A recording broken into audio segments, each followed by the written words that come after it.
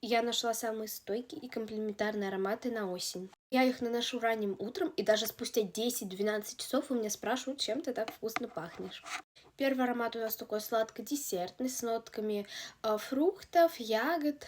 Здесь есть черный перец, манго, ежевичка. Вот именно благодаря нотам перца этот аромат такой становится сразу уютным, осенним. Он вообще очень вкусно пахнет. Для меня этот аромат звучит очень нежно и прям самое то на осень.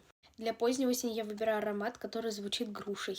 А если быть точнее, как груша в карамели на деревянной подложке. Здесь прям ярко чувствуется запеченная такая груша с карамелью. Даже как будто варенье из груши, но еще и с медом.